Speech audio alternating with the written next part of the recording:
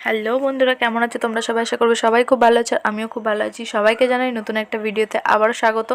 তো রান্না বান্না দিয়ে শুরু করলাম সকালটা। এখানে রান্না হচ্ছে পটল ভাজা, উচ্ছে ভাজা আর কুমড়োর শাক, সেটা হচ্ছে ডালের বড়া দিয়ে, আর হবে রুই মাছ। আমি এখানে সব কিছু রেডি করে নিয়ে রান্না করতে বসেছি, কারণ সব কিছু রেডি করে নিয়ে যদি রান্না করতে বসা যায় রান্নাটা খুব তাড়াতাড়ি হয়ে যায়।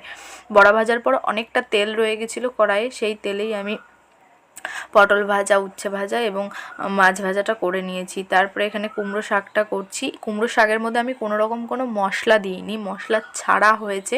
এর মধ্যে লঙ্কা চিড়ে, কালো জিরে ফোড়ন দিয়ে করেছি। খুব ভালো লেগেছে, খুব সুন্দর হয়েছিল তরকারিটা। তারপরে সকালে খাওয়া দাওয়াটা করে নিলাম। সকালে ভাত খেয়েছি। আজকে ভাতটা মানে খুব খিদে পেয়ে গেছিলো, তো ভাতটাই খাওয়া হয়েছিল তার জন্য। আর এখানে তরকারিটা খুব সুন্দর হয়েছিল। কুমড়ো শাকটা আমার খুব প্রিয় একটা শাক, কিন্তু এই সব করা না খুব খাটনির বিষয়, খুব ঝামেলাও হয়, তো আর খেতেও টেস্ট হয়।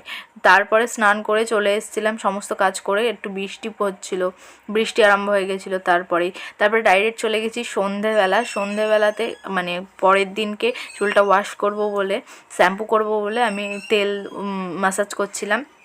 তো আজকের ভিডিওটা এই অবধি। যদি ভালো লাগে থাকে একটু সাপোর্ট করো। সবাই ভালো থেকো, সুস্থ থেকো। দেখা হচ্ছে নতুন একটা ভিডিওতে। Tata, bye bye.